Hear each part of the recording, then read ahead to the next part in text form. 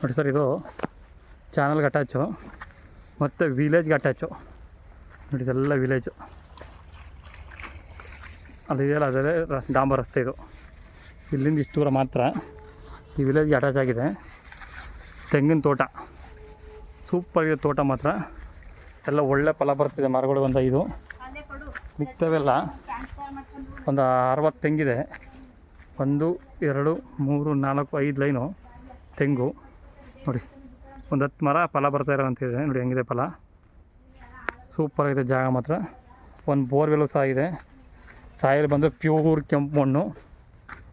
ನೋಡಿ ಇಲ್ಲಿಂದ ಅಲ್ಲಿವರೆಗೂ ಸೂಪರಾಗಿದೆ ಜಾಗ ಮಾತ್ರ. Red soil. 1 ಎಕರೆ 12 ಕುಂಟೆ.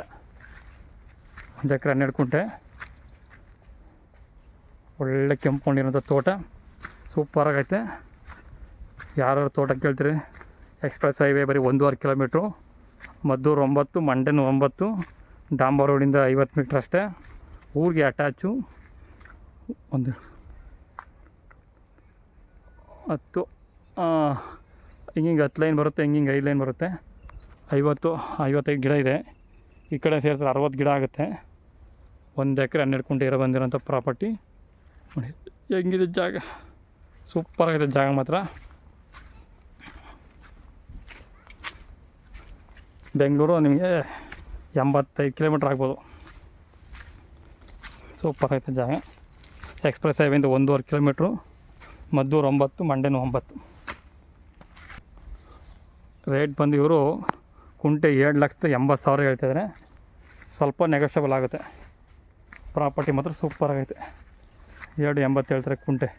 ಪ್ಯೂರ್ ರೆಡ್ ಮಣ್ಣು. ಈ ಕಡೆ ಮಂಡ್ಯ ಕಡೆ ರೆಡ್ ಮಣ್ಣು ಸಿಗೋಲ್ಲ, ಇಲ್ಲಿ ಮಾತ್ರ ಪ್ಯೂರ್ ರೆಡ್ ಮಣ್ಣು ಇದೆ ನೋಡಿ.